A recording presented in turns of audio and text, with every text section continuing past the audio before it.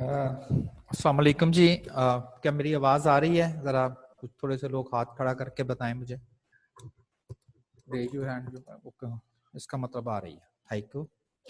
अच्छा, कल हमने एक तो आपको मैंने रिग्रेशन के रेलेवेंट कुछ डेटा एंट्रीज बताई कि किस तरह से आपने कैलकुलेटर्स की मदद से डायरेक्टली डेटा एंटर कर लेना है। एंड देन अब देखिए, जब ये तो सब्जेक्टिव पेपर था उस वक्त तो शायद ये ऑप्शन यूज करना इसलिए ठीक नहीं था कि आपको एग्जाम में क्वेश्चन आता है find the intercept and slope of the best fit line, और आप डायरेक्ट कैलकुलेटर पे फीड करके कह दे जी स्लोप 20 है और स्लोप 2 है और इंटरसेप्ट 20 है, with no formula, no procedure, no calculation. Answer तो ठीक है, लेकिन शायद आपको एग्जामिनर जो है वो उसको आपको मार्क ना दे कि जी कोई फार्मूला नहीं, पता नहीं इसने किसी स्टूडेंट से पूछा जी क्या आंसर आया, उसने कहा 220, उसने लिख दिया। ये आंसर तो ठीक है ना, लेकिन अब प्रोसीजर का कोई कंसर्न नहीं है।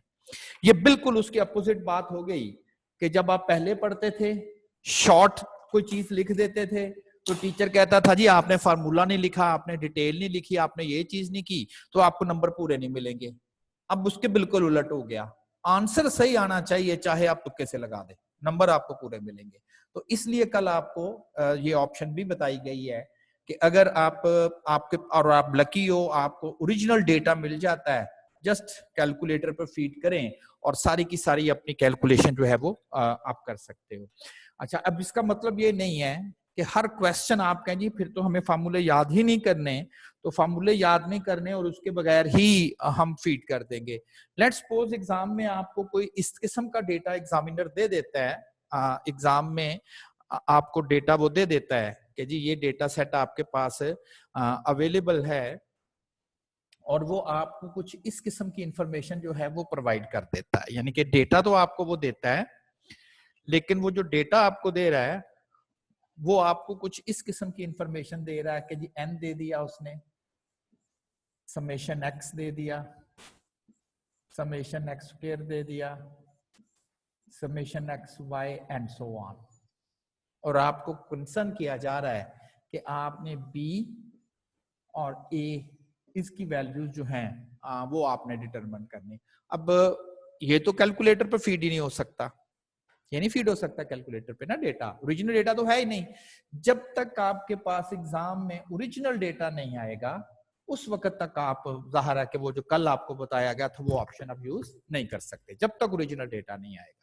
तो इसलिए अब मजबूरी है, अगर आप इन चीजों को नोट करें तो हमें SXY रिक्वायर्ड था और S² X रिक्वायर्ड था ताकि हम ये B फाइंड कर सके, और इसके लिए भी हमारे पास ऑब्वियसली ये वाले फार्मूले थे। तो इसलिए ये जरूरी हो जाता है कि आपको फार्मूले भी याद होने चाहिए। ठीक है जी। अच्छा, कल एक जो कुछ एक्सरसाइज की थी और ये मैंने प्रैक्टिस के तौर पर आपको कहा था कि जी डेटा अगर आप कैलकुलेटर पर फीड कर लें और ए बी की वैल्यू जो है वो फाइंड करें तो आप डायरेक्टली फाइंड कर सकते हैं।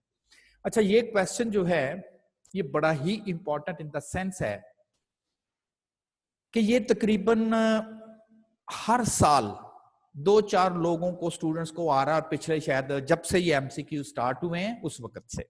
अब मुझे कैसे पता चल रहा है? एमसीक्यूज का पेपर तो मेरे पास नहीं होता, बिल्कुल सही है। अच्छा, आई कैप जब पहले पेपर लेता था सब्जेक्टिव पेपर, तो वो जाहिर है पेपर के बाद वो पेपर मार्केट में आ जाते थे और सबको पता होता था कि लास्ट अटेम्प्ट या उससे पीछे, ये जैसे आप मार्केट में जाते हो और पिछले जी एफएससी के पिछले 5 साल के पास पेपर्स आप ले आए, even A levels O levels वाले पास पेपर ले आए, तो यहाँ पर भी बिल्कुल ऐसा ही ट्रेंड था कि स्टूडेंट पास पेपर्स लेते थे। ये क्वेश्चन मैंने पास पेपर में देखा और जब वो एमसीक्यूज में बच्चे जाके अपीयर हुए तो एक ने मुझे बताया जी कि वहां सर वो बड़ा अजीब सा वो पुलिस वाला था, कोई टाउन था, बी टाउन डी टाउन। तो मुझे याद आ गया ये तो पास पेपर का क्वेश्चन है, तो मैंने उसको पास पेपर दिखाया, मैंने कहा इसी यही क्वेश्चन था, कहता बिल्कुल सर यही था। तो इसका मतलब है कि आई कैप ने जो अपने पास पेपर के क्वेश्चन है उनको डिस्कार्ड नहीं किया, उन्हें अपने डेटा बैंक का उन्होंने हिस्सा बना लिया। क्योंकि उन्होंने अपने डेटा बैंक का हिस्सा बना लिया है तो इसका मतलब है कि रूटीन से वही क्वेश्चन आ रहे हैं। क्वेश्चन बैंक उन्होंने बनाया हुआ, बैंक से वैसे पैसे निकालते हैं तो वो क्वेश्चन निकाल के स्टूडेंट्स को जो है वो दे देते हैं। तो इसलिए ये क्वेश्चन ना आपने इंपॉर्टेंटली जो है उसको प्रिपेयर करना है। इसको थोड़ा सा समझ लें, वो समझना इसलिए थोड़ा सा आपको जरूरी है कि हो सकता है कि हाँ ये भी जरा थोड़ी सी केयर करें कि एग्जामिनर अब क्या कर रहा है। जो मैंने देखा है कि वो क्वेश्चन तो वही रहने देता है, यानी कि जो स्टेटमेंट क्वेश्चन की होती है वो क्वेश्चन की शायद स्टेटमेंट वगैरह नहीं चेंज करता, लेकिन आगे से जो क्वेश्चन से वो आंसर जो पूछता है वो चेंज कर देता है, यानी कि स्टेटमेंट वही रहने देता है, पहले कुछ पूछा होता है, अगली अटेम्प्ट में या उससे अगली अटेम्प्ट में थोड़ा डिफरेंट कर देता है। तो इसलिए बी केयरफुल। मैं पहले एग्जाम्पल की स्टेटमेंट, हमारी कोशिश होती है कि हम एग्जाम्पल को पढ़ के ना बस सॉल्व करना स्टार्ट करना क्या है। अगर आप थोड़ा सा कंसंट्रेट करें कि एग्जाम्पल या स्टेटमेंट बता क्या रही है, तो शायद हमें क्वेश्चन सॉल्व करने में या समझने में आसानी हो जाए। In an effort to reduce crime, the superintendent police of our town has requested the Inspector General to increase the police strength in his town। वो कोई ऐसे ही एक डमी सा फार टाउन है और उसका जो एसपी है, सुपरिटेंडेंट पुलिस एसपी, उसने आईजी साहब को रिक्वेस्ट की है कि मेरे टाउन में जरा पुलिस की स्ट्रेंथ जो है वो बढ़ा दें। क्यों? In an effort to reduce the crime. वहां पर शायद कोई क्राइम ज्यादा होने स्टार्ट हो गए, वहां पर वो समझता था कि पुलिस स्ट्रेंथ कम है, तो उस इलाका के जो सुपरिटेंडेंट पुलिस है, एसपी है, उसने अपने ऑफिसर आईजी को ये रिक्वेस्ट भेजी है कि जी जरा मेरे क्रापे में क्राइम बढ़ रहे हैं, मैं उसको कम करना चाहता हूं, तो मेरे पास पुलिस की तादाद कम है, तो जरा आप ये जरा इसको इंक्रीज कर दें। He has gathered information from other towns of the city and submitted the following details to support his request। अब उसने ये कहा तो है, तो सबसे पहले तो उसे शायद ये कहना था, क्या ऐसा पॉसिबल है कि अगर पुलिस की स्ट्रेंथ बढ़ाई जाए तो वाकई क्राइम रेट कम हो जाते हैं? लाजमी तो नहीं है ना, पुलिस की तादाद बढ़ा दें, पुलिस वाले एफर्ट ही नहीं करते, अपने इलाकों में बैठे रहते हैं, और देन क्राइम रेट तो नहीं कम हो गए। जब तक पुलिस वाले बाहर नहीं निकलेंगे, इफेक्टिवली उनको कंट्रोल नहीं करेंगे, तो उस वक्त तक तो नहीं ये क्राइम रेट कम होगा। अब उसने अपने इस क्लेम को सपोर्ट करने के लिए कि देखें जी बाकी इलाकों में अगर पुलिस की तादाद ज्यादा है तो वहां क्राइम रेट जो है वो कम है, उसने ये रिलेशनशिप बताने की कोशिश की है। और अगर वाकई ही ये रिलेशन होगा तो फिर वो कह सकता है कि देखिए जी, चूंकि जहां जिन इलाकों में पुलिस ज्यादा है वहां क्राइम रेट कम हो रहा है, तो यही मेरा क्लेम है जी, मेरे इलाके में भी पुलिस को बताएं। अब इस स्पोर्ट के लिए, और वो खुद तो फार टाउन का है शायद, लेकिन उसने अपने बाकी जो उसके सिटी के बाकी टाउन्स हैं, इलाके हैं, टाउन्स कह दें, इलाके हैं, उनका उसने डेटा भेजा। एक बी टाउन था, कहता जी बी टाउन में 150 पुलिस वाले थे और वहां का जो क्राइम रेट था वो 170 क्राइम्स पर मंथ कह ले, या जो भी उसका अप्रोप्रिएट नंबर है। सी टाउन में पुलिस की तादाद लिटिल बिट ज्यादा थी, तो उसका कहता जी क्राइम रेट देखें 110 है, कम है। डी टाउन में 170 की बजाय उस इलाके में 250 थी पुलिस की स्ट्रेंथ, तो उसका क्राइम रेट सिर्फ 50 है। इसका अगर 270 है तो क्राइम रेट 40 है। अगर यहां पुलिस की तादाद कम है तो क्राइम रेट बढ़ गया है, पुलिस की तादाद कम है, क्राइम रेट में इंक्रीज आ रही है, पुलिस की तादाद ज्यादा हो गई है, क्राइम रेट कम हो रहा है। कहता जी देखिए जी रिलेशन तो है ना। अब इस रिलेशनशिप को बताना अगर हो तो हमें पता है कि आप इनका मीन नहीं ले सकते, आप इनका वेरिएंस नहीं ले सकते, उससे तो नहीं पता चलेगा कि इन दोनों में क्या रिलेशन चल रहा है। तो हम इक्वेशन की मदद से, जैसे रिग्रेशन इक्वेशन की मदद से आप उनके दरमियान रिलेशनशिप जो है वो बता सकते हैं।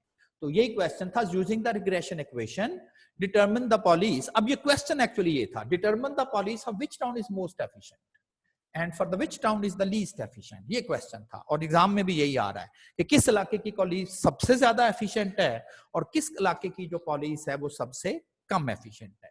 अब क्वेश्चन ये है कि ये मत कहें कि जी यहां पर जो क्राइम रेट हो रहा है वो 50 लोग क्राइम कर रहे हैं, 50 क्राइम हो रहे हैं, 250 पुलिस वाले हैं इस वजह से 50 है। हो सकता है वहां उस टाउन की टोटल पॉपुलेशन ही 60 लोगों की हो। अगर टोटल पॉपुलेशन 60 लोगों की है और उस 60 में से 50 लोग क्राइम कर रहे हैं, तो 250 पुलिस वाले फिर क्या कर रहे हैं? कुछ भी नहीं कर रहे ना।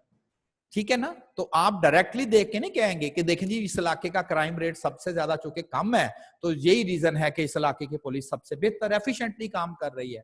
भाई वहां टोटल पॉपुलेशन ही 60 है, उसमें से 50 क्राइम हो रहे हैं, तो फिर पुलिस का क्या काम है इसमें, या पुलिस की क्या तादाद, वो तो 250 खुद है। ठीक है ना। तो क्या करना है, पहले तो आप जरा रिलेशन बोले। आल्दो हमें रिलेशन को इंटरप्रेट करने की खास जरूरत नहीं है, लेकिन अगर हमें इंटरप्रेट करना भी पड़ जाए तो तब भी हम इंटरप्रेट ये कर सकते हैं। ये वाई क्या है, number of crimes per month है ये वाई। नेगेटिव साइन का मतलब है कि number of crimes per month will decrease, negative है ना, डिक्रीज। अब कितने क्राइम डिक्रीज होंगे, round about one per month. कब, when we increase the one man in the police, X police strength, number of persons. If we increase one person in the police strength, the crime rate will decrease by 1.06 crimes per month. वो data के unit याद करें ना, per month है number of crimes. अगर एक police वाला अपने फोर्स में आप ज्यादा कर देते हो तो जो पर मंथ क्राइम रेट है वो 1.06 जो है वो कम हो जाता है। आल्दो इसमें उसने इंटरप्रिटेशन नहीं पूछी, मे बी वो अपना क्वेश्चन चेंज करे और किसी साल उसकी वो इंटरप्रिटेशन भी पूछ ले, तो इसलिए हम इसको कर रहे हैं। ये था intercept. It is the value of Y when X is equal to 0। Y क्या चीज है, crime rate per month. X का चीज है नंबर ऑफ पुलिस स्ट्रेंथ। अगर उस इलाके में पुलिस वाला बिल्कुल नहीं होगा, यानी कि पुलिस होगी ही नहीं, तो इसका यह मतलब नहीं है कि जिस इलाके में पुलिस नहीं है वहां सारे लोग चोर बन जाते हैं ना, पर नहीं लोग चोरी करते। कहते हैं ये क्राइम नहीं करना हमने। कहते हैं जी अगर इलाके में पुलिस नहीं, कोई भी ना पुलिस वाला हो, तो वहां का क्राइम रेट बनता है 308 क्राइम्स पर मंथ। ये किस इलाके के, ये कोई एक इलाके की बात नहीं कर रहा, ये सबकी, ये भी एवरेज है ना, ये वर्ड होता है एवरेज क्राइम रेट। इसका मतलब ये नहीं है कि हर इलाके में अगर आप एक पुलिस वाला बोले तो बी टाउन का क्राइम रेट भी 1.06 कम होगा, सी का भी, डी का भी, जी का भी, जे का भी। ये एवरेज है। हो सकता है किसी इलाके में एक पुलिस वाला बढ़ाया तो 2 क्राइम रेट कम हुए, किसी इलाके में एक पुलिस वाला बढ़ाया तो 3 क्राइम रेट कम हुए, और किसी इलाके में पुलिस वाला बढ़ाया तो क्राइम रेट वही रहा। ठीक है ना। तो ये एवरेज वर्ड होता है इसके लिए। This is the average decrease in the crime rate per month if we increase the one man in the police force in which town, not specific, overall figure हमने ये दे दी, तो हमें इसकी इंटरप्रिटेशन का आइडिया जो है वो क्लियर हो गया। अच्छा जी, अब एग्जाम में ना मैंने तो वैसे आपको कैलकुलेटर भी ये डेटा फीड करवा के कल भी कहा था कि आप जरा ये रिग्रेशन इक्वेशन फाइंड कर लें। होप सो कि आपने इसको अटेम्प्ट कर लिया होगा, लेकिन एग्जाम में यहां तक एग्जामिनर ने एक्चुअली डेटा दिया हुआ था, यानी कि उसने रिग्रेशन इक्वेशन भी सॉल्व करके दे दी थी। ठीक है, रिग्रेशन इक्वेशन भी उसने सॉल्व करके जो है वो उसने आपको जो है वो प्रोवाइड कर दी थी। अब आपने नेक्स्ट क्या करना है, नेक्स्ट आपने ये तो मैं सपोज कर रहा हूं कि आपने रिग्रेशन इक्वेशन फाइंड कर ली होगी। ठीक, ये हमारे पास टाउन्स हैं,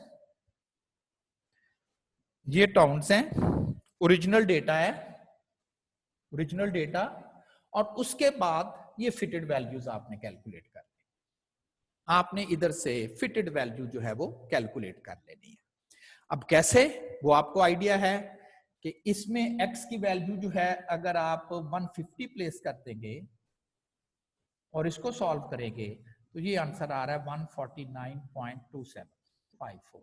ऐसे मैंने जरा थोड़ा ज्यादा किया। जब आप इस पे 170 पुट करेंगे, 170, तो जब 170 पुट करेंगे इस जगह पर तो फिर आंसर आ जाएगा 128.029। ठीक, अच्छा, आल्दो ये भी थोड़ा सा आप कहें जी कि फिर काफी टाइम तो वाई हेड निकालने में लग जाएगा, जितना हमने टाइम बचाया था तो ये वाई हेड भी कैलकुलेट करने में लग जाएगा। तो आप वाई हेड भी डायरेक्टली कैलकुलेटर से कैलकुलेट कर सकते हो, वाई हेड भी डायरेक्टली कैलकुलेटर से कैलकुलेट कर सकते हो। कहां से कैसे कैलकुलेट कर सकते हैं, उसी तरह से आप डेटा फीड करेंगे जिस तरह से कल हमने किया था, याद है ना? वो स्टैट्स में जाके, रिग्रेशन में जाके A+BS नंबर 2 ऑप्शंस पे जाके आप यहां से डेटा फीड कर लेते हैं, तो सारे का सारा डेटा जो है वो यहाँ पर आप फीड कर देते हो। फिर यहाँ से आप एग्जिट करते हो ऑल क्लियर करके, यहाँ से बाहर आ जाते हो एंड देन फिर आप शिफ्ट 1 में जाते हो ताकि वो सारे स्टैट्स की कैलकुलेशन जो है वो आपके पास आ जाए। अच्छा, उसके बाद फिर उसी तरह से आई थिंक सो के 5 नंबर ऑप्शन में गए थे जहां रिग्रेशन का वर्ड लिखा हुआ था, और वहां पर पहुंचने के बाद एक ए पर शायद ए लिखा हुआ था, कैपिटल था, नंबर 2 पे बी था। ठीक, आई थिंक सो मेरे पास चूंकि आज कैलकुलेटर नहीं है तो मुझे याद नहीं है कि किस नंबर पर है, शायद नंबर 4 पर है, ये आप चेक करेंगे। उस पर ना उसने वाई हैड लिखा हुआ है। कैलकुलेटर की जो ऑप्शन कल हमने पढ़ी थी, शिफ्ट 1 किया था, रिग्रेशन वाली ऑप्शंस पे गए थे, जहां से आपने कल ए और बी फाइंड किया था, वहां पर फिटेड वैल्यूज जिसे प्रेडिक्टेड वैल्यू या एस्टिमेटेड वैल्यूज कॉल करते हैं, वाई हैड, वो भी वहां से आपको मिल जाएगा। तो ये जो एक्सरसाइज है कि आपको बार बार एक्स की वैल्यू पुट करके आंसर लेने वाला काम है, वो थोड़ा सा आपका काम जो है वो कम हो सकता है। अच्छा, अब इसको वाई हैड फाइंड कैसे करना है? अब आप कहेंगे कि वाई हैड के लिए आपको एक्स पुट करना है, तो एक्स हमने कहां पर पुट करना है, यानी कि एक्स की वैल्यू जो है वो हमने कहां पर पुट करनी है? जब आप ये ऑप्शन ले लें, एक्चुअली जब भी आपको स्क्रीन पे लिखना है, फर्ज करें आप नंबर 4 ऑप्शंस पुट करते हैं, स्क्रीन पर ये लिखा जाएगा वाई हैड। अगर आप इक्वल टू का बटन प्रेस करें तो वो कहेगा वाई हैड, तो चलो मैं कैलकुलेट कर देता हूं, लेकिन किस एक्स के लिए वाई हैड? यस, वो हमसे ये पूछ रहा है कि जी किस एक्स के लिए, हम तो सबके लिए करना है। तो सबके लिए वो एक दफा नहीं करेगा, आपको रिपीटेडली एक्स बताना पड़ेगा। अच्छा जी एक्स 150, अब वाई हैड बताओ, एक्स 170 है तो वाई हैड बताओ। ठीक, जब ये आप प्रेस करेंगे नंबर 4 को, तो आपकी कैलकुलेटर की स्क्रीन पे इस तरह से लिखा हुआ आ जाएगा। कर्सर जो है वो यहां मूव कर रही हो, यानी कि इस वक्त कर्सर जैसे ही आप करेंगे तो कर्सर यहां ब्लिंक कर रही हो ना, वो ब्लिंकिंग लाइन है। आपने कर्सर को इस लाइन के पीछे लेकर आना है, यहां पर इस तरह से। वो जो डायरेक्शनल एरो कीज हैं, ये की प्रेस करेंगे, एक ही की पर सब बनी हुई ना, बड़ी सी जो की आपके कैलकुलेटर के ऑलमोस्ट सेंटर में है, तो आप उसको लेफ्ट की प्रेस करेंगे तो ये कर्सर इसकी बैक पे चले जाएगी। जब ये बैक पे चले जाएगी तो वहां आप लिखेंगे 150। तो ये एक्चुअली आपको इस तरह से लिखना है, यानी कि बैक पे प्रेस कर दें वाई हैड स्क्रीन पे, जैसे ये प्रेस करते हैं तो ए स्क्रीन पर आ जाता है ना, और उसके बाद जस्ट आप इक्वल प्रेस कर देते तो ए की वैल्यू देता है। अब वो आपको जब ऐसे प्रेस करेंगे तो वाई हैड आएगा, वाई हैड आ जाएगा। अब आपसे वाई हैड की कोई एक वैल्यू तो है नहीं, और वाई हैड की वैल्यू डिपेंड करती है एक्स पे, तो आपने पहले एक्स कैलकुलेट करना है, और एक्स के लिए आपको इसकी कर्सर की बैक पे जो है वो जाना है। सेकंड वे ये है, चूंकि आपको थोड़ा सा आइडिया हो गया है, तो आप क्या करें कि शिफ्ट उसमें जाने के से पहले अपनी स्क्रीन पे 150 पहले लिख लें, ऐसे 150 लिख के, और फिर उसी तरह से शिफ्ट 4 में जाएं, और 4 में वाई हैड है, जब आप 4 का बटन प्रेस करोगे, उस ऑप्शन 4 सेलेक्ट करोगे, तो वो वाई हैड इसके आगे लिखेगा। अब इसके ऊपर आप इक्वल टू का बटन प्रेस कर देंगे तो वो आपको आंसर देंगे। तो दोनों तरह ही है, अगर आपने पहले वाई हैड का बटन प्रेस कर लिया तो कोई बात नहीं, कर्सर को उसकी बैक पे ले जाएं और 150 लिख दें, और अगर नहीं ऐसा है तो फिर आपको बार बार ये ऑप्शंस जो है वो अडॉप्ट करनी पड़ेगी। ठीक है जी, तो आई थिंक सो कि आप ये वाई हैड की कैलकुलेशन है। तो अगर आप नोट करें तो जो मेन आपने कैलकुलेशन करनी है, आल्दो इक्वेशन दी हुई है, लेकिन आप जरा डेटा फीड कर ले, वो इसलिए फीड कर ले ताकि आपको वाई हैड की जो मैनुअल कैलकुलेशन है उसका टाइम आपके लिए बच जाए। क्लियर? तो ये आपने वाई हैड कैलकुलेट कर लिया। अच्छा, एक थोड़ा सा हमने अक्सर टाइम सीरीज में भी किया, और याद करें कि उससे पहले भी हमने ये चीजें जो है वो की थी। फर्ज करें अगर ये 70 है और इसकी डिवाइजर में मैंने 50 लिखा हुआ है, मल्टीप्लाई बाय 100 किया हुआ है, या 60 लिखा हुआ है, मल्टीप्लाई बाय 100 किया हुआ है, और इसका जो आंसर आएगा वो अगर 115% आता है, तो आप कहते हो अगर डिनोमिनेटर 100 है, डिनोमिनेटर अगर 100 है जो भी है तो न्यूमिनेटर का आंसर उससे 15% जो है वो क्या है, वो ज्यादा है। क्लियर? इसी कॉन्सेप्ट को मैंने यहां पर यूज किया है और लास्ट कॉलम जो है वो मैंने बनाया है। तो लास्ट कॉलम मैंने कैसे बनाया है, वाई जो कि ओरिजिनल क्राइम थे उस इलाके के ओवर वाई हेड। अब ये वाई हेड क्या चीज है, ये है एक्सपेक्टेड क्राइम। अगर तमाम इलाकों का डेटा लेके उसको एनालाइज किया जाए तो एक्सपेक्टेशन ये बनती है कि उस इलाके की पुलिस को देखते हुए उस इलाके के क्राइम जो हैं, एक्सपेक्टेशन ये थी कि 149 के राउंड अबाउट उस इलाके में क्राइम होने चाहिए जहां जितने पुलिस वाले थे। एक्सपेक्टेड क्राइम है ना।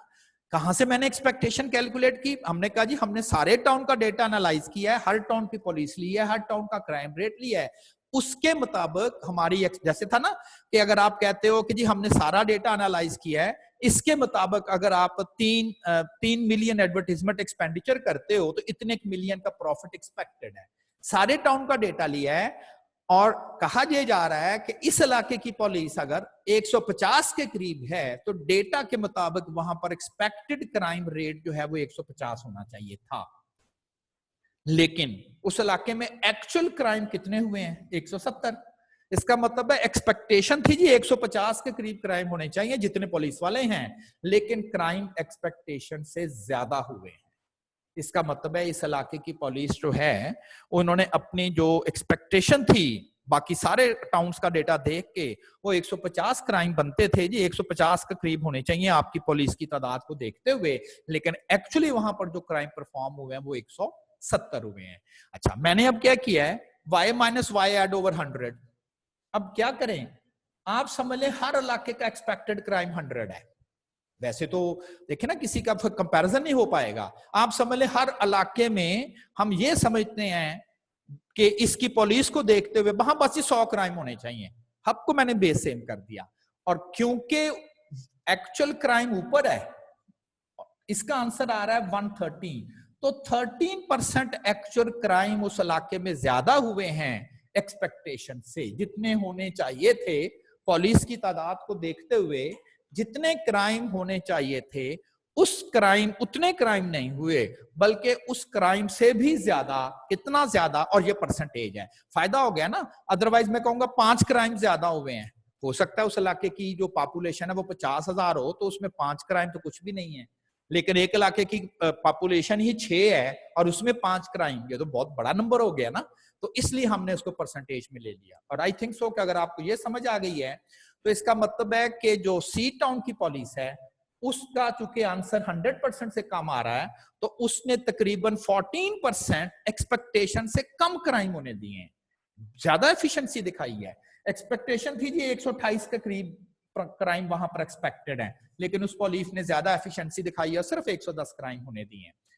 यहां पर क्या हो रहा था, हम समझ रहे थे ये 50 क्राइम तो बड़े कम है, लेकिन एक्सपेक्टेशन के मुताबिक वहां सिर्फ 43 क्राइम होने चाहिए थे। डी टाउन की पुलिस अपने टारगेट से ऊपर चले गई और 16% इसमें क्राइम ज्यादा है, तो ये बी टाउन से भी वर्स है। क्लियर? इसका मतलब है कि जितना ये रीडिंग ज्यादा है 100 से, उतना ही वो लेस एफिशिएंट है, मोर एफिशिएंट नहीं है, लेस एफिशिएंट है। क्यों? यह क्राइम, आप कहेंगे क्राइम ज्यादा हो, सिंपल इज दैट, ये क्राइम्स हैं। क्राइम जितने ज्यादा हो गए उतनी ही वो उस इलाके की पुलिस लेस एफिशिएंट है। अब उसने कहा था मोस्ट एफिशिएंट, तो सबसे मोस्ट एफिशिएंट का है। मोस्ट एफिशिएंट का मतलब है जिसके क्राइम सबसे कम है। किसके कम है? जे टाउन के। तो जे टाउन जो है उसके क्राइम सबसे कम है, तो जे टाउन की जो पुलिस है वो मोस्ट एफिशिएंट पुलिस कहलाएगी। क्यों? उसने अपने इलाके में सबसे कम क्राइम परफॉर्म होने दिए हैं, 70% जो कि एक्सपेक्टेशन से 30% के राउंड अबाउट कम है।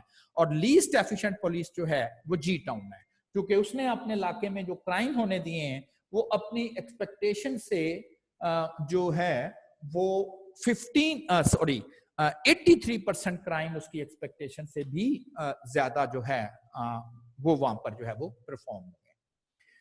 और हो सकता है कि एग्जाम में वो क्या क्वेश्चन कैसे थोड़ा बहुत चेंज कर दे। वो आपको कह सकता है कि जी डी टाउन और बी टाउन, फर्ज करें ये दो टाउन, और ऐसा आया है वो टाउन का आपस में कंपैरिजन पूछ लेता है कहता है जी बी टाउन और डी टाउन में कौन एफिशिएंट है, और नीचे आंसर देना स्टार्ट कर देता है G B town is efficient, D town is efficient too. देखें आल्दो दोनों ही इनएफिशिएंट हैं, लेकिन वो आपस में कंपैरिजन कर रहा है। तो ये इसने भी क्राइम रेट अपनी एक्सपेक्टेशन से ज्यादा होने दिए, इसने भी ज्यादा होने दिए, लेकिन इसका क्राइम रेट उससे ज्यादा 16% ज्यादा, वो 13%। आल्दो दोनों ही इनएफिशिएंट हैं, दोनों ही बुरे हैं, लेकिन बी टाउन कम बुरा है, ऐसा है ना। तो अगर ओवरऑल की बात की जाए, एफिशिएंट सब मोस्ट और लीस्ट का पता है ना, सबसे आप कंपैरिजन करके बताते हो। तो ये पिछली अटेम्प्ट में भी आया, उससे पिछली अटेम्प्ट में भी। हाँ, क्वेश्चन अलबत्ता 2-3 डिफरेंट इस तरह से करते हैं, कभी वो कह देते हैं लीस्ट एफिशिएंट बता दें, कभी मोस्ट एफिशिएंट बता दें, और कभी टाउन्स का कंपैरिजन कर देते हैं। तो आपको यही कॉलम एक बनाना है जो लास्ट है, और शायद सारे आंसर जो है वो आप वहीं पर सारे के सारे जो है वो कैलकुलेट कर सकते हैं। अच्छा जी, यहां तक तो एक रिलेशनशिप का एक जो प्रॉब्लम था कि किस तरह से रिलेशनशिप आप फाइंड कर सकते हैं, पॉसिबली रिलेशनशिप फाइंड कर सकते हैं, हम रिलेशनशिप फाइंड कर लेते हैं। अब जरा कुछ रिलेशन ऐसे होते हैं, देखें रिग्रेशन में काम करने के लिए आप जो जो चीज लेते हैं, सबसे पहले काम आप करते हैं डिपेंडेंट और इंडिपेंडेंट का, कि कौन डिपेंडेंट है और कौन जो है वो इंडिपेंडेंट है। डिपेंडेंट इसको आप अलहदा कर देते हो, और इंडिपेंडेंट एक्स वाई करके, और ये जरूरी है ना इसमें कि कौन डिपेंडेंट है, यील्ड डिपेंडेंट है जी, टेम्परेचर डिपेंडेंट है, प्राइस डिपेंडेंट है, तो बिल्कुल आप आइडेंटिफाई करते हो। तो रिग्रेशन में एक काम तो ये है डिपेंडेंट और इंडिपेंडेंट का। अच्छा, फर्ज करें कि मेरे पास कुछ डेटा सेट है, मार्क्स हैं स्टूडेंट्स के, marks in written test,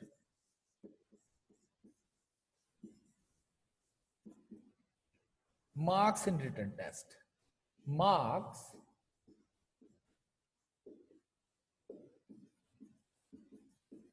in viva। Written test भी स्टूडेंट का हुआ है, और फिर टीचर ने स्टूडेंट से वाइवा भी लिया है। लेट्स सपोज यहां पर रिटन टेस्ट में उसके 80 नंबर थे, वाइवा में उसके 20 में से 16 थे, रिटन टेस्ट में उसके 50 नंबर है, इधर 12 नंबर है, 60 है, 11 है, 68 है, 13 and so on.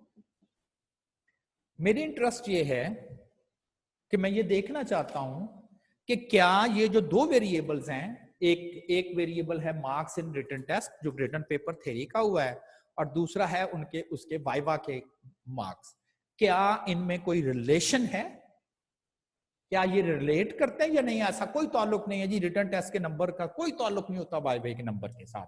May be जिनके रिटन टेस्ट बेहतर हैं उनके शायद मार्क्स भी बेहतर हो वाइवे के, ये तो देखना चेक। अब अगर आप रिग्रेशन सोचेंगे तो रिग्रेशन में तो आपको डिपेंडेंट और इंडिपेंडेंट असाइन करना पड़ता है। अब आप ये तो नहीं कह सकते कि जी marks in written test depends upon viva, तो फिर तो कहना पड़ेगा जी वाइवे के एक नंबर बढ़ेगा तो रिटन टेस्ट कितने बढ़ेंगे, जबकि आप ये तो नहीं यहां पर कह सकते। शायद रिलेशन हो, लेकिन कम से कम आप ये नहीं यहां पर बोल सकते कि जी मार्क्स जो हैं वो वाइवा पर डिपेंड करेंगे या वाइवा और थ्योरी के नंबर पर डिपेंड करेंगे। क्यों ऐसा कह रहे हैं। लेकिन हो सकता है कहीं जी लग तो ऐसे ही रहा है, जिसके रिटन टेस्ट के अच्छे होते हैं उसका वाइवा के भी बेहतर है, बिल्कुल लग तो रहा है। लेकिन आप ये तो नहीं कह सकते कि जी वो डिपेंड कर रहा है, डिपेंड नहीं कर रहा। डिपेंड करने का मतलब वही हो जाएगा कि if we increase 1 marks in viva, the marks in a written test will increase by 2 या 3, ये तो टोटली रॉन्ग है, ये तो नहीं है ऐसा। ये फिर कैसे आपने रिलेशनशिप स्टडी करना है, जब आपको ये आइडिया ही ना हो रहा हो कि डिपेंडेंट कौन है और इंडिपेंडेंट कौन है। ये रिलेट कर रहे हैं लेकिन इनमें डिपेंडेंस नहीं है, डिपेंडेंस नहीं है, रिलेट कर रहे हैं।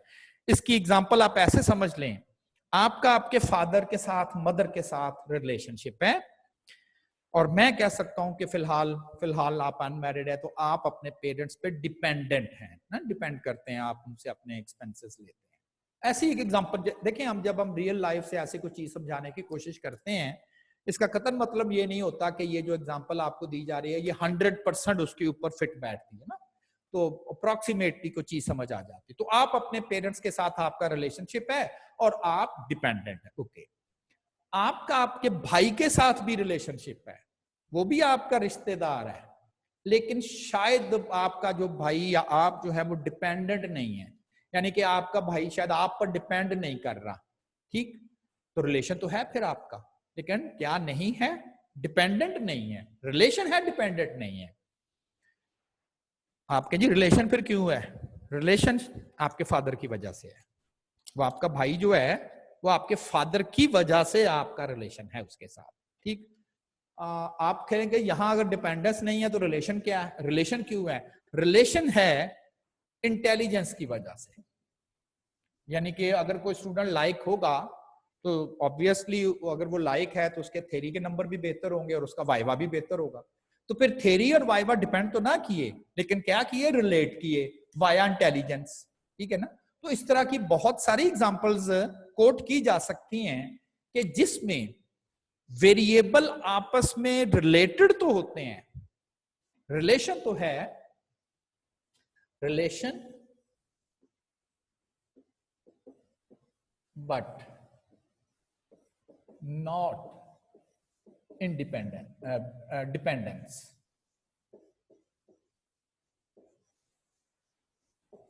Relation but not in dependence, relation है लेकिन डिपेंडेंसी नहीं है, ठीक है ना। रिलेशन है लेकिन डिपेंडेंसी नहीं है। एक रीजन जिसकी वजह से आप रिग्रेशन यूज नहीं कर पाएंगे जो अभी तक पड़ी है कि अगर ऐसा कोई प्रॉब्लम जिसमें रिलेशन तो एग्जिस्ट करता है लेकिन आप कहें जी इसमें तो नहीं आप कह सकते कि ये इस पर डिपेंड करता है, ये इस पर डिपेंड करता, तो ऐसी तो कोई बात नहीं है। सेकंड जो रिग्रेशन आपको ये तो बता देती है कि x का एक यूनिट अगर बढ़ाएं, x का अगर आप एक यूनिट इंक्रीज करें तो y में 2 यूनिट की इंक्रीज आती है। क्या ये जो 2 यूनिट की इंक्रीज आई है it is a big increase, it is a big change? अगर तो ये बिग चेंज है फिर तो आप कहेंगे कि x काफी ज्यादा इन्फ्लुएंस कर रहा है। क्यों? उसका एक यूनिट बढ़ाते हैं तो उसमें 2 यूनिट की चेंज आ जाती है, क्योंकि 2 एक बहुत बड़ा नंबर है, $2 मिलियन एक बहुत बड़ा नंबर है, तो इसका मतलब है कि x तो y को बहुत ज्यादा इन्फ्लुएंस कर रहा है। अब ये जो 2 की बात मैंने की है, लाइक अगर आप मेडिकल साइड पे चले जाए, कोई पेशेंट को कोई प्रॉब्लम है, वो टेस्ट करा के आता है, डॉक्टर कहता है यार ये मेडिसिन खा के ना एक हफ्ता फिर टेस्ट करा के आना है। अब उसने एक हफ्ता मेडिसिन ली है, पहले फर्ज करें उसकी रीडिंग जो थी वो 5000 थी और टेस्ट के बाद उसकी रीडिंग जो है वो 5000 और कुछ 100 के राउंड अबाउट हो गई, यानी कि 100 बढ़ गया। इट मे बी पॉसिबल कि ये जो रीडिंग 5000 है ये 50,000 के करीब होनी चाहिए थी, क्योंकि वो पेशेंट बीमार था तो उसकी रीडिंग थी 5000, दवाई ने सिर्फ 100 बढ़ाया है। वो कहता है यार ये तो बड़ा ही मामूली सा फर्क है, तो इसका मतलब है कि ये कोई मेडिसिन इतनी इफेक्टिव नहीं है। एज कंपेयर टू रीडिंग होनी चाहिए थी 5, उसकी 5 रीडिंग थी, मेडिसिन के बाद वो 6 होगी, सिर्फ एक बढ़ा है, और टोटल रीडिंग 7 होनी चाहिए थी। तो आप कहते हैं ठीक है जी 5 ही 7 होनी चाहिए थी, मेडिसिन ने एक हफ्ते में 6 पर ले गया है, तो यहाँ जो एक बढ़ा है ये तो बहुत बहुत बिग इंक्रीज है। तो देखिए यहाँ पर एक को मैं बिग इंक्रीज कह रहा हूं और वहां 100 को मैं कह रहा हूं इतनी ज्यादा इंक्रीज नहीं है। अब रिग्रेशन ये तो जरूर बताती है कि x का एक यूनिट बढ़ाने से y में कितनी चेंज आती है, इंक्रीज या डिक्रीज, लेकिन वो जो चेंज का मैग्नीट्यूड है 2 या 2 या 5 या 10 या पिछले जो 1.07 था, उसको देखते हुए हम ये नहीं कह सकते कि ये जो चेंज इस वक्त है it is a big change, moderate change और it is a small change. नहीं हम लोग इसको जो है वो बता सकते। तो फिर आपको जो रिलेशन तो है, डिपेंडेंस नहीं है, हम यहां स्ट्रेंथ चाहते हैं, कितना कितना स्ट्रांगली 2 वेरिएबल्स आपस में रिलेटेड हैं। स्ट्रेंथ ऑफ रिलेशनशिप क्या है, रिग्रेशन वो नहीं बताती। अगर आप वहां डिपेंडेंस भी आ जाए लेकिन कहे जी मैंने डिपेंडेंस, मैंने नहीं ये कंसर्न कि एक्स का एक यूनिट बढ़ाएंगे तो वाई में कितने यूनिट की चेंज आती है, मुझे वहां से पता नहीं चलता कि ये स्ट्रांग है या मॉडरेट है या वीक है, तो फिर भी हमें डिफरेंट टेक्निक यूज करनी पड़ती है। इसे हम कहते हैं कोरिलेशन। कोरिलेशन ऐसा प्रॉब्लम जिसमें रिलेशन मेजर करना हो वहां डिपेंडेंसी नहीं है, आप कोरिलेशन लगाएंगे। और ऐसा प्रॉब्लम जहां आपको स्ट्रेंथ मेजर करनी है, strength of relation, strength of relation. Like आप कहते हैं जी इसका मेरे साथ रिलेशन है। क्या रिलेशन है जी? ये मेरा कजन है। ओके, इसके साथ भी मेरा रिलेशन है। ये क्या है जी? ये कजन है। ये भी कजन है। ये सबके साथ रिलेशन है। वो 10 फैमिलियां दूर भी चल जाए तो कजन कजन ही होता है। तो रिलेशनशिप तो इंडिकेट कर दिया। आप उससे पूछते यार क्या आपका कैसा रिलेशन है, तो आप कहते यार मेरा फर्स्ट कजन है। तो आप इसका मतलब स्ट्रेंथ बता रहे हैं ना एक किस्म की उसे, ये मेरा फर्स्ट कजन है। और यार ये दूर का रिश्तेदार है, इसका मतलब रिलेशन तो है लेकिन कोई बहुत ज्यादा नहीं है, दूर का है। ये बहुत दूर का है, ये जरा बड़ी हमारी फैमिली मेंबर की तरह है। तो आप एक्चुअली क्या बता रहे होते हो? Strength of relation. तो आपको मे भी एग्जाम में इतनी डिटेल से ना आपको पूछे, लेकिन बहरहाल मैंने इस चीज को एक्सप्लेन कर दिया है कि कब आपने रिग्रेशन यूज करनी है, when the concern is to find how much change in Y due to change in X. लेकिन अगर आपको स्ट्रेंथ ऑफ रिलेशनशिप मेजर करना है तो देन आपकी रिग्रेशन हेल्प नहीं करेगी, और देन आप जो है वो कोरिलेशंस पे जो है वो जाएंगे। ठीक है, तो नेक्स्ट हमारा जो एक्चुअली चैप्टर है वो यही है कि किस तरह से आपने स्ट्रेंथ ऑफ रिलेशनशिप जो है वो फाइंड कर सकते हैं, strength of relationship.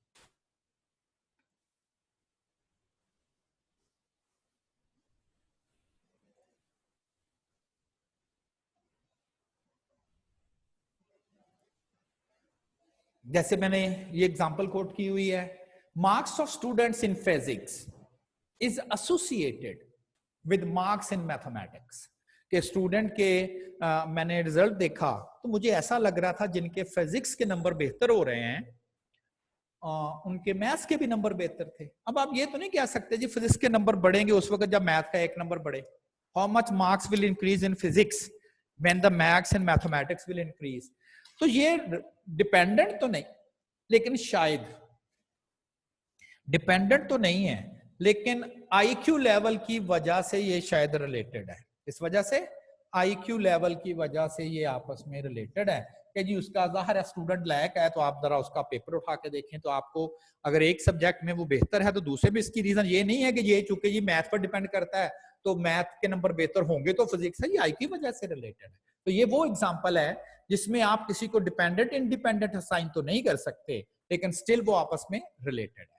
Second, the cost of commodity के मार्केट में वो कितने की मिलती है in the market is related to quantity of the commodity available for sale in the market। अगर आपके पास वो क्वांटिटी मार्केट में कम अवेलेबल है तो उसकी कॉस्ट ज्यादा होगी, तो रिलेट करती है ना। Cost is related with the quantity available in the market. जैसे आजकल जब ये स्टार्ट हुआ था तो जो फ्रूट था फालसा वगैरह वो बड़ा कॉस्टली था, मतलब वो 400 के राउंड अबाउट वो केजी दे रहे थे। क्यों? मार्केट में अवेलेबिलिटी कम थी, कॉस्ट ज्यादा थी। आजकल फालसा काफी तादाद में आ गया है तो दैट्स वाई उसकी प्राइस में हल 150 रुपए के राउंड अबाउट या 200 के किलो के आ गए। तो जैसे ही availability of the commodity availability बड़ी, कॉस्ट कम हो गई। और आजकल ये मैंगो के ऊपर चल रहा है, अभी ये मैंगो स्टार्ट ही हुए हैं, बहुत कम अवेलेबल है मार्केट में, तो वो बड़े कॉस्टली आपको अवेलेबल है। लेकिन 2, 4, 5 दिनों में जब बल्क में अवेलेबिलिटी आ जाएगी मार्केट में तो उसकी कॉस्ट कम हो जाएगी। ठीक है ना।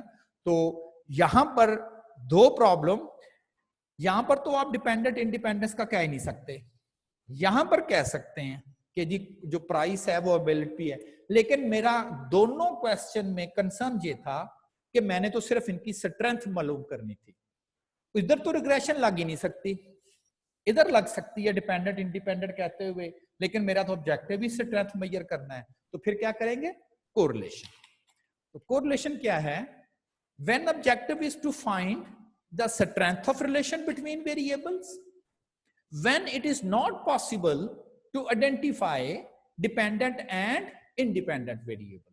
या तो आप कहेंगे कि यहां तो चले हम डिपेंडेंट इंडिपेंडेंट कह सकते हैं लेकिन हमारा कंसर्न ये है, और यहां पर आप कहेंगे यहां तो डिपेंडेंट इंडिपेंडेंट भी नहीं कह सकते। तो ये जो सिचुएशन है इन दो सिचुएशंस में हम कोरिलेशन अप्लाई करें। The simple correlation can be defined as the degree of association और रिलेशनशिप बिटवीन टू वेरिएबल्स। यहां पर कोई मैंने डिपेंडेंस का वर्ड नहीं बोला, मैंने सिर्फ ये कह दिया जी कि उनकी डिग्री किस डिग्री की है, बकायदा न्यूमेरिक्स में बताएंगे हम, डिग्री ऑफ एसोसिएशन या रिलेशनशिप, यानी कि how strongly these variables are related with each other, correlation से हम बताएंगे। अगेन इसका जो ग्राफिकल टूल है वो भी स्कैटर प्लॉट ही है। Graphical method to study the relation between the two variables. The scatter plot indicates, ये वही है, the nature of relation, क्या उनमें पॉजिटिव रिलेशन है, क्या उनमें नेगेटिव रिलेशन है, या उनमें कोई रिलेशन नहीं है। और सेकंड कहता है जी वो स्ट्रेंथ भी बता देता है, लेकिन ये स्ट्रेंथ अप्रॉक्सीमेट बताएगा, यानी कि न्यूमेरिक्स की मदद से नहीं बताएगा, कहेगा स्ट्रॉन्ग है, मॉडरेट स्ट्रेंथ है, या इनके दरमियान जो है वो कोई बहुत ज्यादा रिलेशनशिप जो है वो नहीं है। ये मैंने एक आपको एग्जांपल कोट की है जिसमें ये चीज इंडिकेट करने की कोशिश की है कि अच्छा इसमें एक्स एक्सिस पे और वाई एक्सिस पे रिग्रेशन में तो हमें कहना होता है जी डिपेंडेंट को वाई कहना है, इंडिपेंडेंट को एक्स कहना है। कोरिलेशन में चूंकि ये कोई डिस्टिंक्शन नहीं होती, ये कोई क्लासिफिकेशन नहीं होती, तो जो डेटा आपके पास आए आप किसी एक को एक्स कह दे, किसी एक को वाई कह दे। रिग्रेशन में तो देखना पड़ता है ना जी, चूंकि इसको हमने एस्टिमेट करना है, इसको हमने इधर रखना है, इसको इधर करना है। कोरिलेशन करने के लिए अगर स्कैटर प्लॉट की बात है, किसी एक वेरिएबल को एक्स कह दे, किसी एक को वाई कह दे और कह दें कि ये बन गया। इंटरप्रेट उसको ऐसे ही करेंगे, क्योंकि ये अपवर्ड पैटर्न है पॉजिटिव रिलेशन, ये डाउनवर्ड पैटर्न है नेगेटिव रिलेशन। ये कोई पैटर्न नहीं है ना, इसे अपवर्ड पैटर्न कह सकते हैं या नॉन डाउनवर्ड तो हम कह देते हैं ये अनकोरिलेटेड है। तो स्कैटर प्लॉट से हमें पढ़ना आ गया। एग्जाम में ये क्वेश्चन भी आया था, एग्जामिनर ने एक स्कैटर प्लॉट दिया हुआ था और उसने ये क्वेश्चन किया था, by looking at the scatter plot find the nature of relation, positive, negative, uncorrelated, और नीचे लिखा हुआ था कि it is not possible to find the direction of relation. क्यों नहीं, बिल्कुल, अगर पॉजिटिव क्यों, देखिए अगर x की वैल्यू बढ़ती जा रही है, एक वेरिएबल बढ़ रहा है, दूसरा भी बढ़ता जा रहा है, अगर ये ऊपर ऊपर जाएगा ना, ठीक है ना, तो इस वजह से। अच्छा फर्ज करें, मैं देख लूं,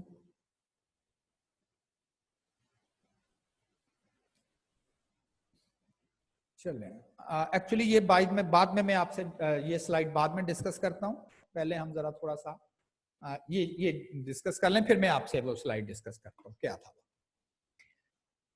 We can determine the kind of relation, kind, positive, negative, between two variables by direct observation of the scatter plot. कहता है जी स्कैटर प्लॉट को देखते हुए हम उनके दरमियान काइंड ऑफ रिलेशनशिप भी बता सकते हैं। Second, if the points lie close to the line, the correlation is strong. If the points lie close to the line, close to, like this one, यहां पर तो बिल्कुल लाइन के ऊपर पॉइंट सारे आ गए, आप कहीं क्लोज का दिया तो है ही, सारे पॉइंट लाइन के ऊपर आए, तो इसे हम चूंकि पॉइंट ऊपर है, पॉजिटिव, सारे लाइन पर हैं, तो हम वर्ड परफेक्ट बोलते हैं, परफेक्ट पॉजिटिव, इससे ज्यादा स्ट्रॉन्ग रिलेशनशिप हो ही नहीं सकता। ठीक, पॉइंट अपवर्ड है positive, point close to the line है, बहुत ज्यादा दूर नहीं है तो स्ट्रॉन्ग, अपवर्ड पॉइंट है पॉजिटिव, लेकिन कोई बहुत ज्यादा आपस में करीब नहीं है, तो आप इसे कह सकते हो कि this is the weak relation. Similarly point downward है नेगेटिव, लाइन के ऊपर है परफेक्ट, डाउनवर्ड है नेगेटिव, क्लोज है स्ट्रॉन्ग, डाउनवर्ड है नेगेटिव, और आप इसे कह सकते हो कि ये वीक हो गया। और ये तो ना तो ये बिल्कुल ही कोई पैटर्न, ना तो हमें डाउनवर्ड नजर आ रहा है ना अपवर्ड, तो इसमें क्या रिलेशन है, नो रिलेशन। तो इसका मतलब है कि स्कैटर प्लॉट को देखते हुए हम ये आइडेंटिफिकेशन कर सकते हैं कि जी हो सकता है कि एग्जामिनर आपको ये 3 ग्राफ दे ऊपर वाले 3 और कहेगा which graph indicates the strong positive relation.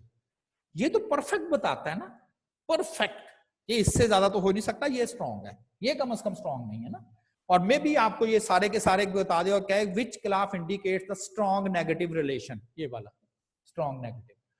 अच्छा, तो ये ग्राफ की मदद से आप अप्रोक्सीमेट कर सकते हैं। आप कहें जी स्ट्रॉन्ग का कितना स्ट्रॉन्ग है ये जी बड़ा ताकतवर आदमी, पता नहीं कितना ताकतवर आदमी है।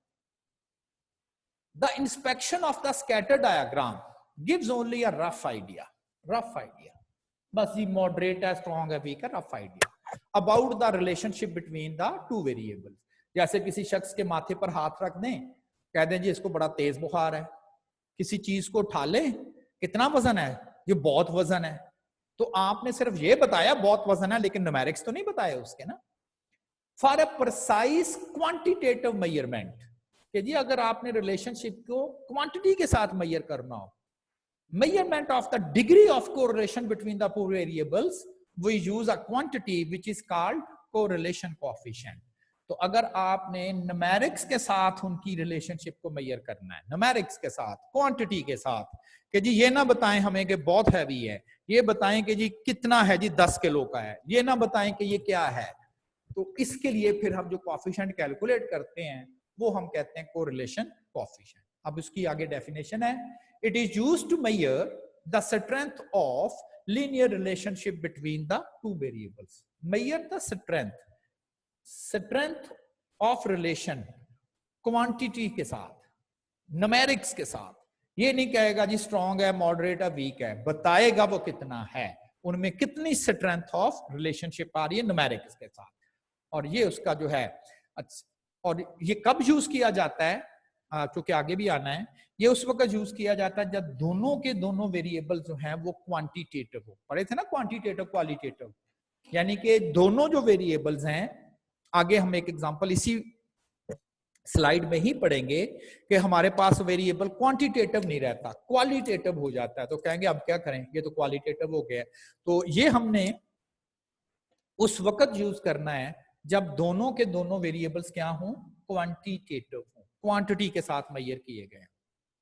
और ये इसका फॉर्मूला है, नोटेशन है इसकी आर, कोरिलेशन कोएफिशिएंट की नोटेशन है इसकी स्मॉल आर, इसलिए कि कैपिटल आर कुछ और था ना, कोएफिशिएंट ऑफ डिटरमिनेशन में हमने पढ़ा था। न्यूमिनेटर में क्या है, नोट करें, सेम कोवेरियंस ही है SXY। डिनोमिनेटर में क्या है, दोनों वेरिएंस हैं, and then its square root. ऊपर कोवेरियंस और नीचे जो है वो variance of x, variance of y, and then its square root. अच्छा, इस तरह से भी लिखा जा सकता है और ये इस तरह से भी लिखा जा सकता है। आप स्क्वायर रूट खत्म करके स्टैंडर्ड एविएशन दोनों लिख दें, दैट्स अगेन ट्रू, ठीक है ना, ये स्क्वायर रूट के साथ ये कैंसिल हो जाएंगे। तो कोरिलेशन कोएफिशिएंट क्या नोटेशन है, स्मॉल r, क्या फॉर्मूला है, covariance of x y over variance of x, variance of y and its square root, or alternatively covariance of x y over standard deviation of x and standard deviation of y। फर्ज करें ये ऐसी मैं एक example आपसे share कर रहा हूं, find the correlation between marks in the written paper and viva marks. उसका रिटन टेस्ट हुआ है, उसके स्टूडेंट के नंबर्स आ रहे हैं, वो रिटन टेस्ट में उसके 76 है, may be out of 100, y में उसके जो हैं वो 16 है, may be in 20, second student ने 82 मार्क्स लिए हैं और वाई में उसके 17 है, एंड सो ऑन। तो ये सारा डेटा है। अब उसने कहा है कोरिलेशन फाइंड करना, तो कोरिलेशन के लिए हमें पता है, एक तो पहले मैंने स्कैटर प्लॉट बनाया है, okay, scatter plot. Scatter plot में किसी एक साइड पर आप वाई के नंबर रख लें, मे बी मैंने इसको x कह दिया है और उसको y कह दिया है, आप इसको भी x कह सकते थे, इसको भी y कह सकते थे। अब ये जस्ट एक इंस्पेक्शन होती है, यानी कि ये नहीं आप कहने जी कैसे। अब एक्सपेंशन ये है कि अगर आप एक लाइन थोड़ी सी इसमें से पास थ्रू करें ऐसे ही, तो ठीक है, ये पॉइंट थोड़ा सा है तो, लेकिन बाकी तो काफी करीब है। तो आप कह सकते हो कि there is a strong relation, strong positive relation between the paper marks and the viva marks. If the viva marks increases, then there is a corresponding, मैं उसकी वजह से नहीं कह रहा कि viva की वजह से, वो तो इंटेलिजेंस की वजह से। तो आप थोड़ा गेस कर सकते हो कि looks like there is a strong positive relationship or the moderate one or the strong one is the answer. अब इसको जरा न्यूमेरिकली कैलकुलेट करना है। 3 कैलकुलेशन आपको कैलकुलेट करनी है। कोवेरियंस मैनुअली, फार्मूला आपको पता है, वेरियंस और वेरियंस। क्योंकि अब ये वेरियंस ये बड़ी देर से हम लोग पढ़ रहे हैं, कर रहे हैं, और कल मैंने आपको कैलकुलेटर पर भी बता दिया है कि किस तरह से हम इसके वेरियंसेस की हमें जरूरत है। तो जब आप 3 कैलकुलेशन मैनुअली परफॉर्म कर लेंगे, ये 3 कैलकुलेशन मैनुअली परफॉर्म कर लेंगे, तो इसका मतलब है इसके बाद हम इसमें से पुट करके and then we can find the value. अब इसका साइन आ रहा है पॉजिटिव, तो ये पॉजिटिव रिलेशन है। पॉजिटिव रिलेशन का मतलब है कि अगर आपके पेपर मार्क्स बढ़ते हैं तो आपके वाइवे के मार्क्स भी उसके साथ पॉजिटिव रिलेटेड है। अब क्वेश्चन ये बनता है कि इसकी स्ट्रेंथ ऑफ रिलेशन क्या है। आंसर आ गया 0.8, क्वांटिटी में तो आ गया है। अगर ये बड़ा नंबर है 0.8 तो हम कहेंगे ये बड़ा स्ट्रांग है। अगर ये छोटा नंबर है तो आप कहेंगे कि बहुत ज्यादा इनमें स्ट्रेंथ नहीं है। और अगर ये नेगेटिव हो जाता है तो हम कहते हैं कि इनमें नेगेटिव रिलेशनशिप आ रहा है। अब क्वेश्चन ये है कि इसको कैसे हमने डिसाइड करना है। तो मैंने थोड़ा सा इसकी जो प्रॉपर्टीज लिखी हुई हैं वो ये है कि 0.8 पता नहीं बड़ा है कि छोटा है। अगर टेम्परेचर में आपसे ये पूछता हूं कि 101 टेम्परेचर ज्यादा तेज कहलाएगा कम कहलाएगा, अगर तो वो इंसान का है तो ये बहुत है 101, क्योंकि 102, 3 तक तो जाता है। लेकिन अगर ये किसी फैक्ट्री में वो भट्टी का है टेम्परेचर जिसमें वो लोहा वगैरह पिघलाते हैं तो 101 सेल्सियस तो कुछ भी नहीं, वहां तो 1000 सेल्सियस में बात होती है ना। तो जब तक हमें आर की लिमिट पता नहीं चलेगी कि इसकी बड़ी से बड़ी वैल्यू कितनी हो सकती है, उस वक्त तक हम ये नहीं बता सकते कि ये जो नंबर बन रहा है 0.80 ये स्ट्रॉन्ग है या क्या है। एक्चुअली रिग्रेशन में यही मसला था, वहां बी की कोई लिमिट नहीं थी। हम नहीं बता सकते कि ये स्ट्रॉन्ग है, मॉडरेट है। रीजन क्या थी, वहां बी की कोई लिमिट नहीं थी, यहां आर की लिमिट है। आर की कम से कम वैल्यू जो है वो +1 हो सकती है, इक्वल भी हो सकती है, और ज्यादा से ज्यादा +1 हो सकती है, और कम से कम इसकी वैल्यू -1। यही वो रीजन है जिसकी वजह से हमारे लिए पॉसिबल हुआ है कि बता सके कि इनके दरमियान रिलेशनशिप जो है वो किस किस्म का है। अब ये हमें क्लियर हो गया कि आर का आंसर प्लस हो तो पॉजिटिव रिलेशन, और उसका मैग्नीट्यूड देख के स्ट्रेंथ। अब ज्यादा से ज्यादा 1 हो सकता है, एक्सट्रीम, इससे तो ज्यादा जा ही नहीं सकता। तो आर का अगर आंसर +1 आ जाए तो इसे हम बोलते हैं परफेक्ट पॉजिटिव रिलेशन। पॉजिटिव तो साइन की वजह से बोल दिया, और 1 की वजह से वर्ड क्या बोल दिया, परफेक्ट का। आर का आंसर 1 नहीं है, 1 आ गया, अपनी एक्सट्रीम पर पहुंच गया, पॉजिटिव परफेक्ट है जी ये। अब वो 1 नहीं है, 1 से जरा पीछे है, तो आप कहें फिर परफेक्ट तो ना हुआ ना, परफेक्ट तो नहीं है। लेकिन इतना भी 1 से दूर नहीं है, 0.8 या उससे ज्यादा है, लेकिन 1 से कम ही है। यहां कहीं आ गया, यहां कहीं। आप कहेंगे 1 से दूर चले गया तो परफेक्ट तो नहीं रहा, लेकिन बहुत दूर नहीं गया तो स्ट्रॉन्ग। और दूर हो गया, 0.8 से भी नीचे चले गया। आपने कहा ना अब ये जरा ज्यादा ही दूर हो गया 1 से, मॉडरेट। और दूर हो गया, 1 से काफी दूर चले गया। ये एक्चुअली यहां पर है, किससे है, 0.5 से भी कम हो गया है, लेकिन अभी 0 पर नहीं पहुंचा। देखो ना, 0 में मैंने इक्वल नहीं लगाया होगा, वीक। अजय अगर 0 ही आ जाए, 0 रिलेशन मतलब नो रिलेशन, तो आप एक्सप्लेन कर सकते हो। 1 आ जाए परफेक्ट, 1 से तो लेस है लेकिन इतना लेस नहीं है, 0.8 या उससे अबव है, स्ट्रॉन्ग। 0.8 से भी कम है, लेकिन 0.5 और 0.8 के दरमियान में कहीं मॉडरेट। 0.5 से कम चले गया, 0 नहीं हुआ, वीक। 0 आ गया है, नो रिलेशन। एंड सिमिलरली यहां अगर नेगेटिव सिंबल लगाना मैं स्टार्ट कर दूं तो वर्ड सिर्फ आपने यहां पर पॉजिटिव की जगह जो है वो नेगेटिव कर देना है। Perfect negative relation, perfect negative. बहुत ज्यादा स्ट्रॉन्ग रिलेशन है, परफेक्ट है वो, लेकिन है नेगेटिव। इंडिया के साथ बड़ा स्ट्रॉन्ग रिलेशन है, लेकिन नेगेटिव है ना, है बड़ा स्ट्रॉन्ग। हमारे कुछ दोस्त होते हैं इनके साथ हमारा बड़ा स्ट्रॉन्ग रिलेशन होता है, किसी के साथ बड़े पक्के दोस्त होते हैं तो किसी के बड़े पक्के दुश्मन होते हैं। भाई जिसको हम नहीं देखते, हमें उससे कंसर्न नहीं है, तो हम कहते हैं हमारा ऐसे रिलेशन ही नहीं है। और जिसको हम ऐसे गालियां निकालते जा रहे हैं, रिलेशन तो है वो नेगेटिव, ठीक है ना। तो ये वो रीजन है कि जिसकी वजह से हम एक्चुअली स्ट्रेंथ ऑफ रिलेशनशिप बता सकते हैं। और ये एक्चुअली एग्जाम में कभी क्वेश्चन आ जाता है, और आपके क्वेश्चन बैंक में भी है कि जी कोरिलेशन कोएफिशिएंट जो है आर, उसकी लिमिट क्या है, it may range from -1 to +1। इससे ज्यादा अगर आपका आंसर आ रहा है तो इसका मतलब है कि आपने ठीक उसे कैलकुलेट ही नहीं किया। अच्छा, इससे पहले ये जो डेटा सेट है, ये वाला जो आपका कैलकुलेटर है, वो बजाय इसके आप कहेंगे ये फिर मैनुअल आ गया। हाँ, फिलहाल तो ऐसा ही है। अगर एग्जामिनर आपको कुछ इंफॉर्मेशन ऐसा दे, डेटा ना दे, इस वक्त तो बाहर डेटा दिया हुआ है, फिर तो जाहिर है मैनुअल ही करना पड़ेगा। लेकिन अगर उसने आपको डेटा दे दिया है, ओरिजिनल डेटा दे दिया है, तो आप इसको डायरेक्टली कैलकुलेटर की मदद से भी कर सकते हैं। तो अब आपने क्या करना है, इस डेटे को फीड करना है उसी तरह से जैसे रिग्रेशन के लिए फीड करते हैं। जैसे आपने रिग्रेशन के लिए डेटा फीड किया था, एग्जैक्टली आपने उसी पैटर्न पे इस डेटे को फीड कर देना है। यानी कि आपको रिग्रेशन करेंगे तो आपको ये XY कॉलम मिल जाएगा। ट्वीट कर दें, यहां से शिफ्ट 1 करें,